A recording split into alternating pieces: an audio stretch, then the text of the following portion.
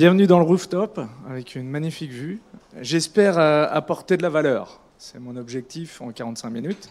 Ça tombe bien, c'est le sujet. Tout d'abord, et c'est important en tant qu'ex-organisateur de pas mal d'événements agiles en France et à l'étranger, de remercier l'ensemble des sponsors. Donc j'aime bien les applaudir, même si ça fait un peu process, mais dans l'esprit, merci à eux. Ça me permet de jauger votre niveau d'énergie aussi. Alors voilà, ça fait partie des corrections que j'avais à la base. Il y aura quelque chose de très important dans la valeur, c'est le feedback. Donc c'est pas poser vos questions, mais donner ce cadeau qu'est le feedback à la fin de la session, pendant la session. De toute façon, on peut toujours s'améliorer. Encore une fois, le feedback n'est pas une injonction à changer, mais bien une autre perspective qui va vous faire grandir. Important de positionner cette conférence et de vous donner un petit peu de contexte par ma présentation. Donc, je suis coach agile, facilitateur. Je suis aussi partenaire d'une petite société. On est basé à Rennes, on se développe un peu à Paris. Et surtout, je reviens de l'étranger. J'ai vécu 4 ans à Singapour, où j'étais manager d'une belle équipe de coachs agile, d'organisation, exécutif. Et en parallèle, j'avais une collègue à ma droite qui était responsable de l'équipe des designers. Et donc pendant 4 ans, j'ai appris à collaborer avec eux, un monde que je connaissais finalement peu avant. Et je me suis rendu compte qu'on était assez drivés par les mêmes choses, mais qu'on travaillait pas toujours bien ensemble. Je suis basé à Rennes, comme je vous l'ai dit, ex-parisien, donc je connais un petit peu par ici, et surtout membre et président d'une troupe d'improvisation théâtrale. Et pourquoi j'en parle ici ? C'est très simple. Quand vous avez 3 minutes pour créer une histoire et qu'en face de vous, vous avez 200 personnes, le feedback, il est assez rapide. Donc vous devez en permanence, collectivement, et pas individuellement, sinon ça s'appelle du stand-up, on doit construire quelque chose qui commence et qui se finit et qui apporte de la valeur. On se rate, on apprend et on grandit. Je vais faire un parti pris dans cette session. J'imagine qu'il y a des gens qui ont un bon background côté design, d'autres côté agile, d'autres backgrounds certainement dans la salle, mais un background important vis-à-vis du besoin, c'est que je risque à des moments de mélanger le concept de client et d'utilisateur. Donc je vous invite à ne pas m'en vouloir. Il y a certainement des gens très techniques, mais c'est important pour moi de le positionner. En préambule, je ne sais pas si vous avez conscience de ça, mais aujourd'hui, on dit que les chiffres restent les chiffres. Je vous demande aussi de prendre la bonne distance par rapport à ça. Mais autour de 30 000 produits sont introduits chaque année et environ 95% échouent. Alors c'est certainement plus ou moins 20%, je vous laisse vous prendre la bonne distance, mais en tout cas une quantité non négligeable de produits n'obtiennent pas le succès escompté. Alors, ceci, si vous ne connaissez pas, c'est un des produits qui a été renié d'ailleurs par Colgate, ils n'ont jamais reconnu l'avoir sorti. Mais vous pouvez imaginer que avoir un fournisseur de dentifrice vous proposer une lasagne, ça puisse procurer un sentiment un peu particulier en tant qu'utilisateur et client. Je ne sais pas si vous vous rappelez de ce petit, pour les plus anciens comme moi. En tout cas, c'était Clippy. Il était relativement grattant, on va dire ça. Ayez conscience que cette fonctionnalité pour Windows a été un développement énorme. Beaucoup d'équipes ont travaillé sur cette fonctionnalité. À la fin, il a gratté aussi beaucoup d'utilisateurs. Une autre chose que je voulais vous partager ici, c'est qu'il y a eu un focus group qui a été fait et qui a démontré que les utilisateurs avaient remonté que Clippy était grattant. Pour autant, Microsoft l'a bien implémenté et je pense qu'un certain nombre d'entre nous l'ont vu apparaître sur nos écrans et en ont pas forcément trouvé la valeur. Un dernier exemple, Ariane. Je ne sais pas si certains ont vécu, en tout cas moi qui suis très fan aérospatial, on a vécu en quelques secondes l'explosion d'une fusée avec à l'intérieur un certain nombre de satellites, un coût exorbitant. Pourquoi ? Pour des raisons de qualité. Un bug s'est introduit au niveau, je vous passe les détails techniques, mais un bug s'est introduit, il y a eu un problème de qualité, et on a jeté par la fenêtre, purement et simplement à la vue du monde, une somme astronomique, je crois que c'est plus de 300 millions d'euros, qui ont été jetés par la fenêtre. Très bien. Échouer, pour moi, et en tout cas ce sera ma perspective aujourd'hui, ça va être une perspective autour de pas de rencontre entre le produit et ses utilisateurs. Est-ce qu'on est d'accord avec ça ? Et la deuxième chose, c'est quand même un enjeu de qualité. Alors, ce que je dis souvent quand j'accompagne des product managers, je leur dis, on est tous des utilisateurs, et je vais vous poser la même question qu'à mes product managers. Quand vous avez une application sur votre smartphone, alors l'autre jour, je me suis retrouvé avec quelqu'un qui avait encore un 3310. Alors, j'étais un peu embêté, mais on va considérer que bon nombre d'entre vous ont un smartphone. Quand vous avez une application qui sans cesse crash, qu'est-ce que vous faites? On est d'accord, ça s'appelle une leading question en coaching. La réponse est dans la question. Mais la qualité n'est plus une option aujourd'hui, donc on va aussi s'en parler. Donc pourquoi cette session il y a un moment donné, quand j'ai découvert l'agilité il y a quelques années, on nous a dit l'agilité avait cette promesse de délivrer des produits plus rapidement, entre guillemets, à haute valeur ajoutée à nos clients. Est-ce qu'on est assez aligné avec ça? Si vous ne l'êtes pas, je vous invite à aller voir les principes du manifeste agile. Si vous ne le connaissez pas, c'était une bonne base de départ. Très bien, ça c'est pour la partie agilité, manifeste agile. Certains d'entre vous connaissent peut-être un autre mouvement, qui est le mouvement Design Thinking, Design. Et là aussi, encore une fois, on va essayer d'innover pour vraiment apporter de la valeur aux utilisateurs. Notion de besoin, comprendre le besoin, comprendre le problème, pour proposer des solutions qui viennent y répondre. On a aussi le mouvement Lean Startup, que j'imagine un certain nombre d'entre vous connaissent aussi, où là, encore une fois, on va aller écouter l'utilisateur, le client, et on va essayer d'aller encore plus loin, même si la deuxième partie du cycle de vie Lean Startup est un peu équivalente à celle du Design Thinking, en tout cas. On va, encore une fois, essayer d'aller comprendre ce que les clients veulent vraiment. Est-ce que jusque-là, je n'ai pas froissé des experts qu'il y aurait dans la pièce? Ça va à peu près. On est d'accord, on a l'agilité, le design thinking et le lean startup, 3 mouvements qui ont quand même fait beaucoup d'expérimentation dans beaucoup d'organisations. Et donc on se dit, en fait, tous ces gens-là, ils sont drivés par la même chose. Ils veulent faire des produits incroyables pour des utilisateurs, des clients heureux. On se dit, ils vont travailler ensemble. La réalité, peut-être pas dans toutes les organisations, mais la réalité qui est constatée dans les organisations, que finalement, ça ne collabore pas tellement bien ensemble. Ce qu'on va constater côté des équipes agiles, on va dire, c'est qu'il y a un énorme focus qui est mis sur la partie delivery. Et je ne dis pas que c'est pas bien, mais on en oublie que l'agilité, il y a une dynamique de discovery et de delivery qui devraient travailler plutôt bien ensemble. Deuxième point, je ne sais pas, et c'est mon point de vue de coach, je me trompe peut-être, en tant qu'ancien équipier, c'est que les sprint reviews, démos, je vous laisse prendre le propre jargon de votre organisation, sont à faible valeur ajoutée.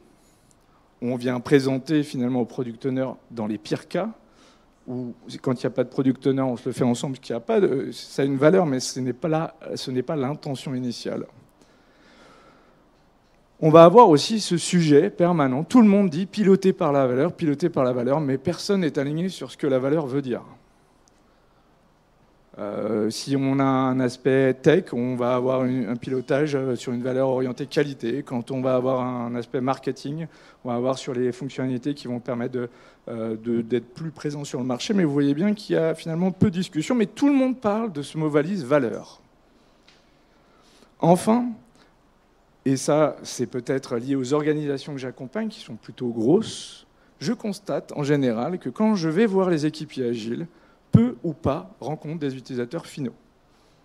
Et ça, c'est assez perturbant, notamment dans les organisations en mode B2C, où il y a un biais en plus, c'est que les membres qui développent sont les propres consommateurs. C'est-à-dire qu'en gros, c'est très difficile d'avoir la déontologie de se dire que mon produit n'est finalement pas si bon que ça. Et donc, il y a des biais. Enfin, beaucoup d'équipiers agiles, et je ne parle pas des product owners seulement, je parle de l'équipe Scrum, des organisations, ont une méconnaissance totale de l'environnement dans lequel ils évoluent. Qui sont nos compétiteurs? Comment on se positionne sur le marché? Quelles sont les fonctionnalités qui fonctionnent le mieux? Encore une fois, je tire certainement des gros traits, mais la réalité des organisations que j'ai pu rencontrer ces dernières années me font comprendre qu'il y a finalement un gap sur ces sujets-là. Enfin, un sujet qui, maintenant que le DevOps n'est plus une option, toute cette data qui est générée par les produits qu'on utilise, et j'ai accompagné dernièrement pas mal d'organisations hardware, il y a beaucoup de data aujourd'hui, même des fois trop, et on les utilise finalement que très peu pour faire cette boucle de feedback qui pourrait nous aider à piloter encore plus par la valeur. Bon, je me suis occupé des équipes agiles, je vais m'occuper un petit peu des équipes design avec toute la bienveillance que j'ai pour ces équipes-là. Là, cette fois-ci, on va avoir un focus extrêmement fort sur le discovery. Beaucoup de designers ne sont même plus dans les boucles au moment du delivery. Je trouve que c'est extrêmement dommage parce qu'on apprend aussi en livrant. Enfin, si certains d'entre vous pratiquent le design sprint, on s'aperçoit qu'au niveau des invités, on a beaucoup de stakeholders assez importants, mais il nous manque généralement quand même pas mal de développeurs. J'ai vu beaucoup de design sprint où finalement, on est livré quelque chose en amont qui serait utilisé plus tard par les équipes de delivery. Ce qui m'amène à repenser beaucoup un fonctionnement un peu orienté waterfall. Ce n'est pas encore là une généralité, on le constate quand même pas mal. Difficile aussi, et ça aurait pu être du côté des équipes agiles, mais l'inclusion du monde du design dans un cycle de vie agile n'est pas toujours évident. Les designers se sentent en décalage. Alors, les designers orientés UI, généralement, s'en sortent plutôt bien. Tous les gens qui sont sur l'expérience utilisateur ont du mal à être dans des sprints de 2 semaines. Et définitivement, les membres de l'équipe Scrum vont à des moments dire « mais tu devrais être dans l'équipe Scrum ». Et on s'aperçoit qu'il y a donc une difficulté à être dans un cycle itératif incrémental, souvent du Scrum. Donc ça fait un peu mal à la tête, j'en conviens, et je vais essayer de vous donner quelques clés de mon point de vue, de mon humble point de vue, pour essayer de finalement se recentrer sur la valeur, sur le client, mettre de côté, alors je vais peut-être faire mal à certaines oreilles, les frameworks, les injonctions venant je dirais, de process documentés pour aller chercher, on va dire, le bon sens qui a été évoqué depuis ce matin. Mon point de vue, c'est que le succès de votre produit ou de vos produits viendra de votre capacité à collaborer avec et pour vos clients. Pour moi, c'est comment collaborez-vous avec vos clients? Je vois des yeux qui me regardent avec des questionnements, j'aimerais aller plus loin dans la discussion, on pourra en reparler. Mais aujourd'hui, comment collaborez-vous avec vos clients? Alors, bien entendu, c'est quoi les premières étapes qu'on va essayer de se mettre en place pour collaborer? Alors, quelque chose de très pratico-pratique. Formez vos équipiers agiles au design. Formez vos designers à l'agilité. Parce qu'en général, on vient sur le terrain, on apprend des copains. Et pour moi, c'est très important de mélanger ces deux mots. Pourquoi j'en parle? Parce qu'il y a quelques années, et c'est là aussi en tant que consultant aussi, il y a des petites guerres de chapelle, il faut se le dire. Mais il y a quelques années, un écrivain qui s'appelle Steve Deming, que vous connaissez peut-être, qui a sorti un livre aux États-Unis. Il écrit notamment beaucoup dans HBR. Il sort un livre sur la business agility, qui reprend progressivement beaucoup d'éléments de design. Et à ce moment-là, il se fait mais complètement attaqué sur les réseaux sociaux, et notamment par une communauté de designers qui est plutôt ancienne, plutôt documentée, et qui lui dit « La business agility, vous n'avez rien inventé, nous, depuis 30 ans, on fait des ambidextrous organization ». Et au final, moi, c'était génial, je suis curieux, j'ai été regarder beaucoup de sources très intéressantes, mais j'étais en train de me dire, en fait, au lieu de s'entraider et de travailler dans la même direction, on va se faire des espèces de petites guerres de chapelle autour de framework, de vocabulaire. C'est un cycle de vie, moi, il est pas très beau, S'il y a des graphistes dans la salle, je vous invite à le reprendre et à le refaçonner, mais c'est un des seuls cycles de vie du côté agile où on met en exergue la partie discovery. Si beaucoup d'organisations utilisent le cycle de vie documenté par Mike Cohn, c'est vraiment celui qui a en fait clairement vulgariser ce cycle de vie de Scrum notamment. Et pour moi, il y a toute une phase de discovery du backlog qui manque, et notamment on le constate par le côté très pauvre des zones de refinement. Les refinements, pour moi, sont très très loin de la qualité qu'elles devraient avoir, de la quantité aussi. qui permettent aux équipes d'aller un peu plus loin dans leur autonomie et la réduction des hypothèses pour produire des choses de qualité. C'est la première chose qu'on regarde dans une organisation, c'est le backlog. S'il a une profondeur incroyable, une abysse en général, c'est une des seules qualités que je trouve. Ah non, je vais peut-être pas dénoncer des outils ici. Mais dans l'esprit, on va pouvoir voir la profondeur du backlog. Et derrière, on va s'apercevoir qu'en backlog refinement, les équipes subissent ou ne sont pas proactives dans les discussions pour valider leurs hypothèses. Investir la dimension recherche. Est-ce qu'il y a dans la salle des gens qui font vraiment de la recherche au sens UX du terme ? Eh ben, allez-y, allez vraiment discuter avec des designers qui, vous devez connaître le double diamant, ça c'est assez connu. La partie recherche est le premier diamant qui va permettre de clarifier le problem statement. Pourquoi, comment pourrions-nous en français.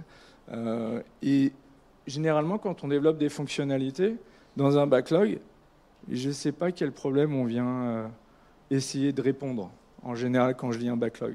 Et c'est toute cette discussion qui finalement va amener de la valeur. Sinon, c'est des specs comme on le faisait un petit peu avant, où des gens avec des perspectives différentes venaient anticiper des besoins sans les valider. Donc investir la dimension recherche, c'est vraiment se dire comment je vais être suffisamment humble pour essayer de me poser les bonnes questions. Et ça va passer par quelque chose, j'imagine certains d'entre vous ont déjà pratiqué, c'est l'interview utilisateur. C'est extrêmement simple. Alors attention aux enjeux politiques. Dans une organisation que j'ai accompagnée il n'y a pas longtemps, on a dû faire une escalade pour faire comprendre aux sales que c'était bien d'emmener des gens de la R&D face à des clients parce qu'ils avaient finalement peur de l'image que la personne de la R&D allait présenter aux clients. Donc c'est hyper important de le mettre en place et d'essayer, encore une fois, c'est pas très compliqué. De la même manière, on a des gens de la R&D, et ça a été remonté chez un grand compte français, une personne qui me dit « mais c'est pas mon job ». C'est pas mon job de parler à l'utilisateur. Ça s'entend. Travaillez en premier lieu avec les gens qui ont la motivation d'y aller, mais mettez-le en place parce que ça permet de donner de la valeur. Un petit protocole assez simple, la préparation, encore une fois, cette petite phrase d'un président américain, « If you fail to prepare, you are preparing to fail ». Je pense que c'est assez direct. Il va falloir bien préparer, avec des questions ouvertes, et essayer d'être vraiment dans la présence. En binôme, c'est pas mal. Un observateur, un lead sur les questions. Une durée d'1 heure, 1 heure et demie. N'hésitez pas à enregistrer parce que quand on est dans l'écoute active, de temps en temps, c'est un peu difficile de se rappeler tous les détails. Et puis, ce qu'on dit en design, en tout cas, c'est que si vous validez une hypothèse, si 5 fois on vous dit la même chose, en général, vous êtes sur quelque chose de concret. Si 5 utilisateurs vous disent que la fonctionnalité elle est vraiment nulle, n'essayez pas de vous convaincre que vous avez fait le meilleur boulot. Et donc, cette dynamique de curiosité est extrêmement importante. Une autre, si vous connaissez, il y a un livre très orienté produit, un vieux livre, avec plein de petites cartes, avec un flipper dessus, si ça vous intéresse. Il y a une pratique qui s'appelle Me and My Shadow. C'est donner votre produit, mettez à disposition votre produit à un utilisateur et restez derrière lui pendant un temps important et notez toutes les choses qui se passent. Mais alors, n'allez pas dans la justification. Alors oui, la fonctionnalité qui va permettre arrivera dans... Non, vous le laissez râler, vous le laissez s'extasier, vous le laissez... et vous notez. Donc, petite pratique assez intéressante, il y en a d'autres. Pourquoi je dis ça? C'est parce que la partie recherche va vous permettre d'être beaucoup plus clair sur votre problème.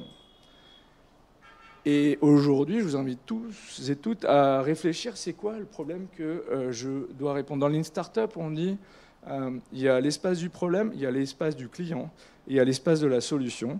Et la notion de pivoter, c'est changer une des équations. C'est-à-dire on change de problème, on change de client, on change de solution. En tout cas, posez-vous vraiment la question, quel problème on vient y répondre? Et là, on se dit, oui, mais Simon, mon produit il est extrêmement compliqué, il y a plein de fonctionnalités. Ah oui, il va falloir se poser la question sur les choses sur lesquelles on va travailler. Et sommes-nous clairs sur les problèmes qu'on vient répondre? Pourquoi? Parce que ça va vous permettre de trouver des meilleures solutions. L'objectif, c'est de trouver des meilleures solutions. Si le problème est clair, alors vous trouverez des meilleures solutions. Si le problème n'est pas clair, c'est une question de chance. Ça arrive. Pensons à Post-it, par exemple. Donc là, il va falloir apprendre à prototyper. Et prototyper, c'est pas toujours du high fidelity qui coûte très cher, etc. Mais quoique sur les applications maintenant digitales, ça devient de plus en plus facile de prototyper. Quand les organisations me disent oui, non, c'est que généralement il y a un problème de compétence plus que de volonté. Donc basse fidélité, c'est le fait de faire un dessin, un croquis, et de le présenter et de voir un peu comment l'utilisateur, interne ou externe, réagit. On dit en général en agile que la meilleure conversation reste la conversation face à un whiteboard. Quand les gens venaient à faire des crocs dessinés, eh ben, les conversations émergent, les choses se soldent.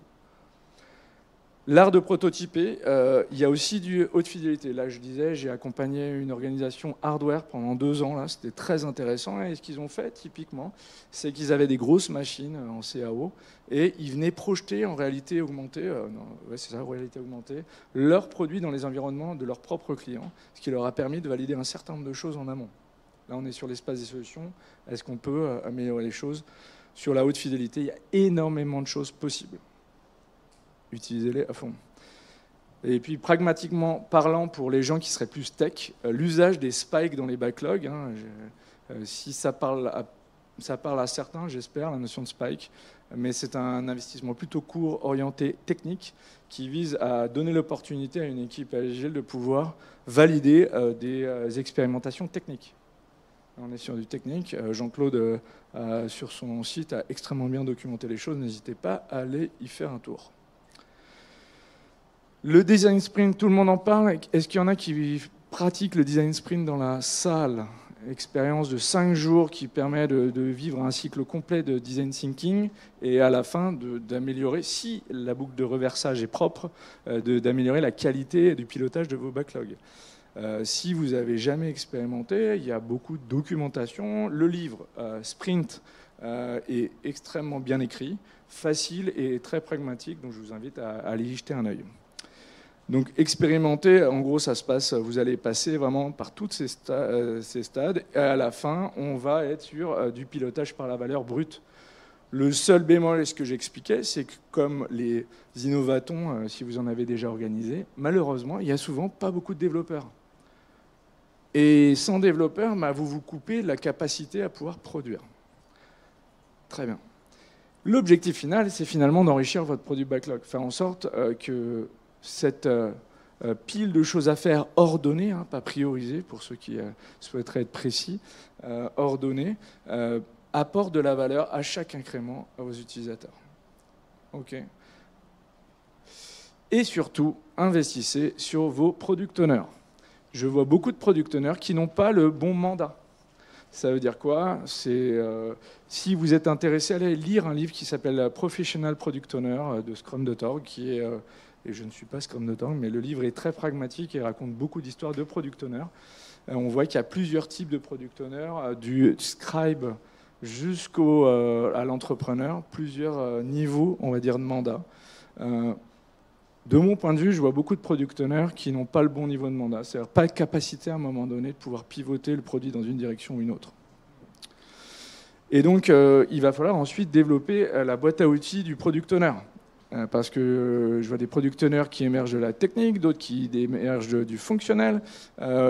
Soyons très clairs, un bon product owner, je vais être assez transparent, je ne sais pas s'il y a des product owners dans la salle, mais c'est ce que j'appelle des moutons à 5 pattes. C'est-à-dire qu'on leur demande d'être bons à peu près partout, interface. Ma boîte à outils vous fait mal aux yeux? La télé va s'étendre. Très bien, j'essaierai de faire l'image et le son. Donc, dans un an, un peu moins d'un an, il va y avoir quelque chose là, pas loin, qui s'appelle les JO. Et Tony Stanguet, il y a déjà 2-3 ans, il avait pondu une vision. Et je l'avais lu sur LinkedIn, qu'on aime pas, je ne suis pas du tout dans le jugement là, mais j'avais trouvé ça super intéressant. La projection, on est en 2024, voilà ce que vous allez y voir. Je rappelle, une vision, elle doit être émotionnelle en fait. Elle ne doit pas être sur des OKR ou tout le temps numérique. Elle doit motiver, elle doit permettre à des gens de se dire est-ce que j'embarque ce véhicule-là ou pas. Et donc la vision produit, des fois, c'est juste un elevator pitch. Pour ceux qui connaissent, c'est très facile. Enfin, ça semble très facile à mettre en place.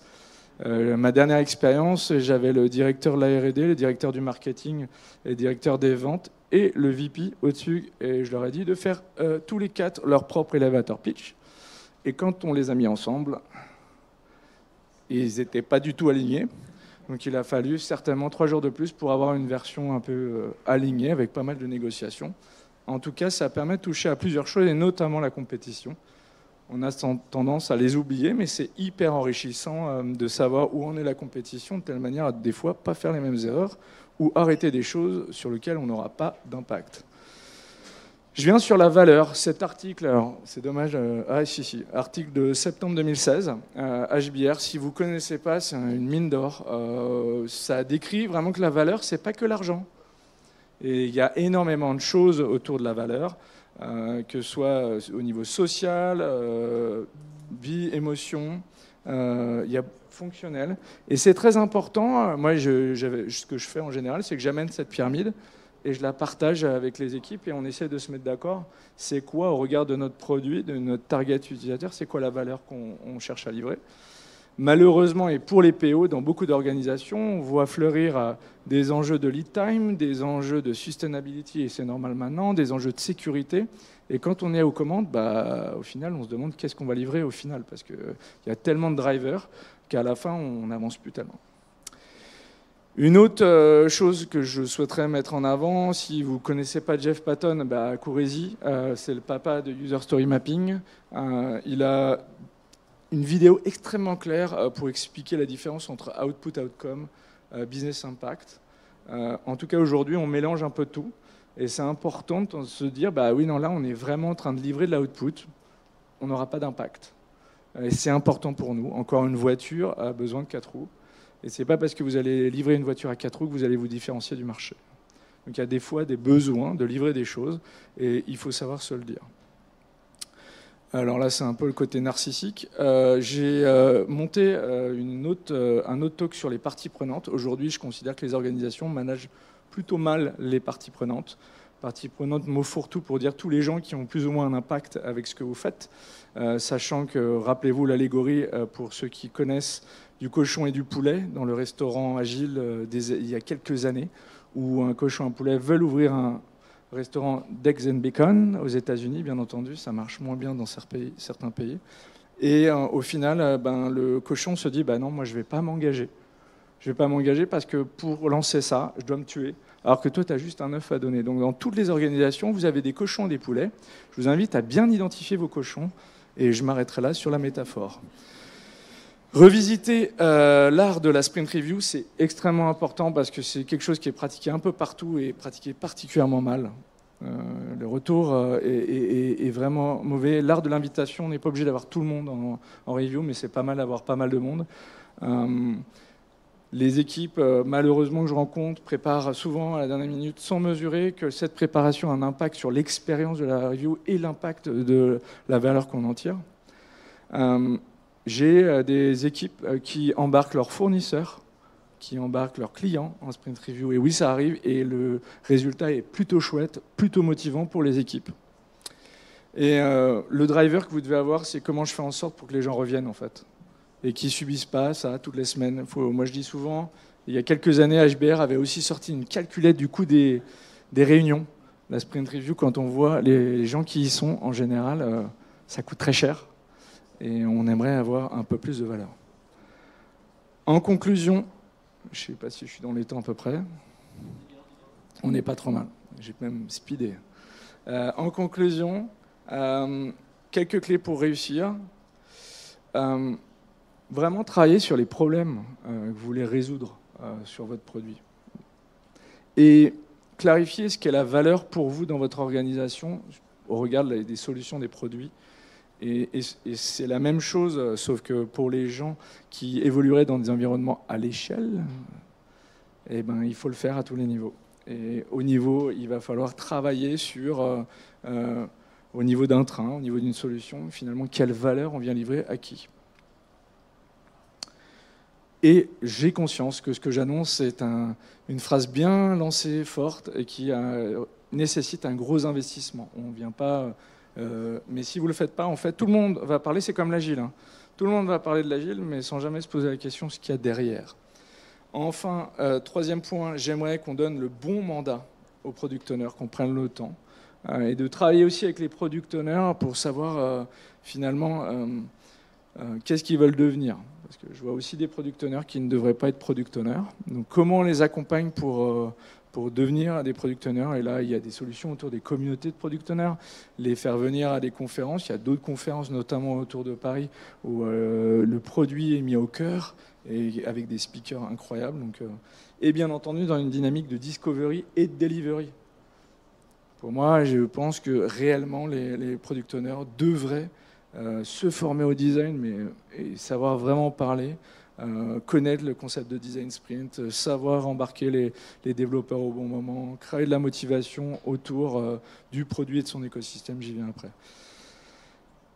Si vous êtes décideur, manager, vous avez donc une capacité d'impact sur un certain nombre d'acteurs dans votre organisation. Prenez les représentants des équipes agiles, des équipes de designers et faites-les s'asseoir ensemble, partager, échanger.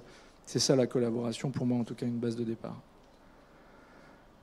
Ne négociez jamais avec la qualité d'un produit, mais en même temps, si vous ne faites que de la qualité, vous ne sortirez jamais rien. J'ai un background d'ingénieur en production il y a longtemps.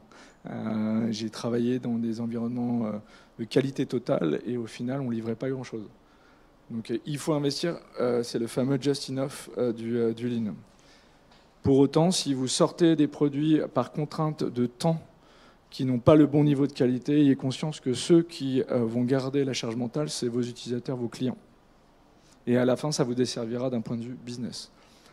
Utilisez les datas partagées par vos utilisateurs, vos clients. Il y a des datas partout dans les organisations. Il y en a souvent, malheureusement, beaucoup trop. Elles sont mal triées, elles ne sont pas très propres. Mais aujourd'hui, on a commencé à avoir tout ce qu'il faut pour commencer à les analyser. Prenez le temps de les partager aux développeurs. Prenez le temps d'aller un cran plus loin dans la connaissance de votre système. Partagez sur l'écosystème de votre produit, c'est ce que j'évoquais.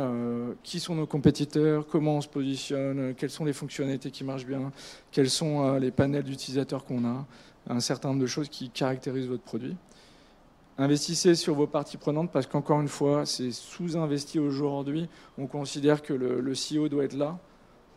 Bah pourquoi? Comment on l'entretient? Comment on le stimule? Comment on fait en sorte qu'il ne soit pas dans une dynamique un peu médiévale où il descendrait de sa tour d'argent pour dire non ou oui, et faire en sorte qu'il devienne un partenaire dans la dynamique. La prochaine chose importante pour moi, et ça c'est pour tous les ingénieurs dans la salle, don't fall in love with your product, fall in love with your customer. C'est hyper important parce que j'ai été ingénieur, enfin je le suis, je crois encore un peu.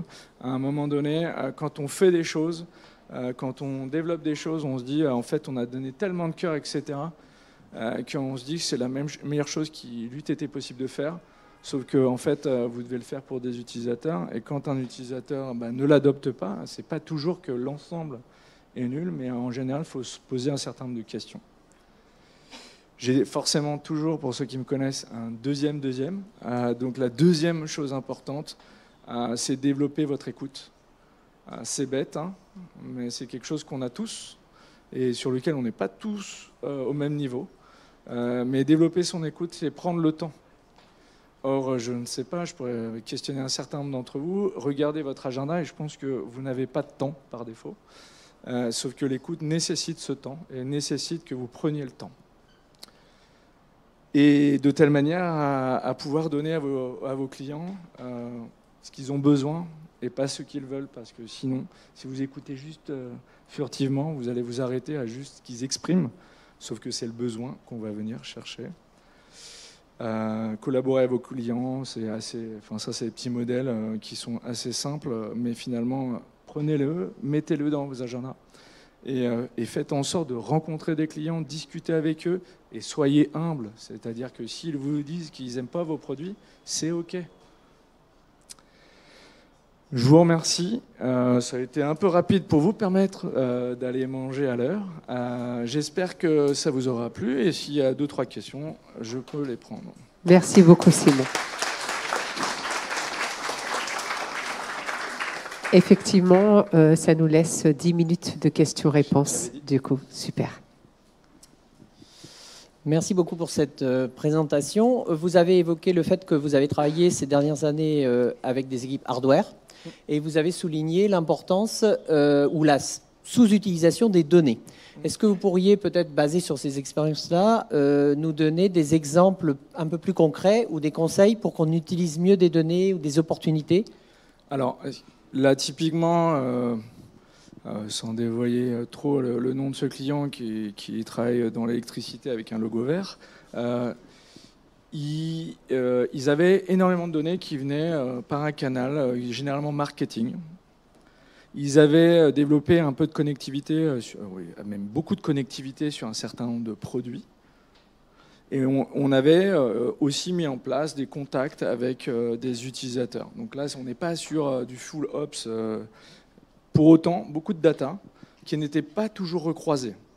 C'est-à-dire que le canal marketing nous donnait accès à un certain nombre de choses qui n'étaient pas toujours couplées. Donc là, en ce moment, typiquement, ils ont lancé une grosse initiative où ils vont centraliser la data, commencer à l'exploiter. Ça, c'est un exemple suffisamment concret. Voilà. Sur des boîtes un petit peu plus digitales, il y a énormément de data, et notamment aller parler à vos ops ou vos DevOps, si vous en avez, qui ont normalement, via des stratégies type canary testing, feature toggle, un certain nombre de choses à vous proposer. L'exemple type, c'est Google. Google, alors Microsoft, c'est des fois même... Alors j'espère qu'il n'y a pas trop de Microsoft ici. Mais dans l'esprit, moi j'ai le sentiment quand j'utilise un outil Microsoft qui teste avec moi en permanence. Je ne sais pas vous, si vous avez essayé Teams, vous voyez bien qu'il développe en même temps qu'il vous propose. Google a une stratégie plus de proposition pour embarquer un certain nombre d'utilisateurs sur un certain nombre de fonctionnalités. Il vous propose, si vous l'avez déjà vu, de pratiquer en avance de phase. Et là, ils augmentent en plus la quantité de data qui remonte pour valider ou pas un certain nombre d'hypothèses. Ça va ou pas comme réponse? Okay. Bonjour, merci beaucoup pour votre présentation. Alors, tout à l'heure, vous cherchez des PO, j'en suis une. Magnifique. Et du coup, ce qui m'a intéressé dans votre présentation, c'est qu'elle était axée utilisateur, client, très bien. Mais dans tout cela, qu'est-ce qu'on fait des stakeholders qui sont toujours un peu en frontal, notamment le marketing, les responsables clients qui sont, eux, souvent plus en frontal et qui essayent d'avoir un peu plus, entre guillemets, le monopole d'interroger directement les clients, les utilisateurs finaux. Et du coup, qu'est-ce que vous pouvez nous proposer pour briser un peu cela sans trop non plus brusquer ces gens-là? Voilà. Merci. Je pourrais en parler puisque c'est vraiment la deuxième session sur laquelle je travaille beaucoup, qui est le management des parties prenantes. Pour moi, c'est un enjeu de mapping déjà, c'est savoir qui est qui, et ensuite de gouvernance. C'est-à-dire que s'il y a un petit outil, je vais parler outillage comme ça, pratico-pratique, qui vient plutôt de la gestion de projets traditionnels, qui s'appelle les trade-off sliders. Je ne sais pas si certains connaissent, mais en fait, c'est extrêmement simple pour quelque chose avec un nom un peu achalandé. Vous allez mettre l'ensemble des parties prenantes, finalement, sur... je ne sais plus, à chaque fois, là, je me perds. Vous allez avoir l'ensemble des parties prenantes sur la première colonne. Et ensuite, vous allez avoir, par rapport à votre produit... non, je me trompe. Je refais. Fatigue de fin de session. Vous allez avoir l'ensemble des contraintes de votre projet ou de votre produit, c'est-à-dire le coût, la qualité, le délai, la sécurité, enfin tout, qui caractérise finalement l'ensemble de vos parties prenantes sur la première colonne. Et ensuite, vous allez avoir un certain nombre de colonnes équivalent le nombre avec le nombre de paramètres, et avec un must, avec least negotiable, must negotiable sur la ligne des abscisses. Et là, vous allez devoir mettre une seule croix par colonne. En fait, ce qui se passe, le gros enjeu des produits aujourd'hui, c'est qu'on a l'impression que l'ensemble des parties prenantes ont le même impact sur le produit. Ce n'est pas vrai. Donc vous allez travailler ça, encore une fois, avec les mêmes décideurs dont je parlais tout à l'heure sur l'elevator pitch, mettre en place un trade-off slider qui permet de dire, voilà, aujourd'hui on pilote par la timeline, parce qu'on a des enjeux marketing généralement, ou de présence sur le marché, où on pilote par la qualité, ce n'est pas les mêmes acteurs, et pour autant il faut savoir ce qui est le plus fixe et le moins fixe. C'est pas clair ce que je raconte? Là, je vois dans les yeux.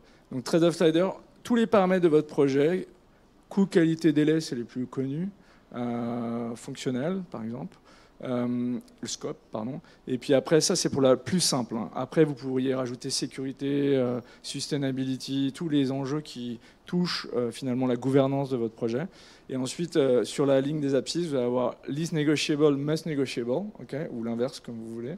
Et après, autant de colonnes que de critères que vous avez mis en ordonnée, d'accord. Et après, il doit y avoir qu'une seule croix par colonne. Ça veut dire que si à un moment donné, vous pilotez par la qualité, vous n'allez pas pouvoir avoir un coût fixe. Il doit être plus négociable. L'exemple que je raconte souvent, j'ai accompagné une grande banque plutôt dans l'Ouest français, et c'était à l'époque la loi Macron. Si certains s'en rappellent, la loi Macron 2, où au niveau bancaire, on devait pouvoir, en ouvrant un compte courant dans une autre banque, en un clic, basculer tous vos assets dans l'autre banque. Bon, ce qu'on a fait, c'est qu'au début, tout était fixe, comme dans beaucoup d'organisations. Ce qui fait que l'équipe était complètement sous l'eau sur les choix qu'ils devaient faire, et notamment d'un point de vue product owner, qu'est-ce que je devais prioriser en premier. Donc ce qu'on a fait, c'est que dans un premier temps, vu que c'est une loi, donc il y a un scope et une deadline en termes de temps, on a demandé aux équipes projet par rapport au scope, et je la fais un peu plus court, hein, mais on a demandé aux équipes projet et marketing quel est le scope minimum. On a été voir les équipes nous ont dit 2-3 mois, on avait 6 mois, donc on est parti sur un scope fixe, flexible timeline. Et dès que le scope a été livré, on est passé flexible scope, parce qu'on allait ajouter un certain nombre de fonctionnalités, mais la date, c'était le 2 février, je crois, dans mon souvenir. On était sur une fixed timeline. Et donc, en fait, ça aide à prioriser, parce que tout le monde est à peu près d'accord sur les paramètres. C'est quelque chose qui a été... Regardez les trade-off sliders, hein. Ce sera peut-être plus clair à froid. Mais c'est quelque chose qui permet, en tout cas pour moi, chaque product owner, trade-off slider, c'est la partie outillage, mais doit avoir une gouvernance très claire. Sinon, en effet, en tant que product owner, on est tiraillé à gauche un matin par la sécurité, le lendemain par la qualité, le surlendemain par le marketing, et puis les équipes en dessous, elles le subissent directement parce que c'est très très difficile d'ordonner votre backlog. J'ai navigué, j'ai réussi à livrer. Super, on peut encore prendre une question, si on n'a qu'une question dans la salle. C'était un plaisir, je mettrai les slides à disposition, n'hésitez pas, je reste là les 2 jours, je serai ravi d'échanger avec qui veut. Et c'était super chouette de faire ça dans un décor pareil. Merci à vous. Merci.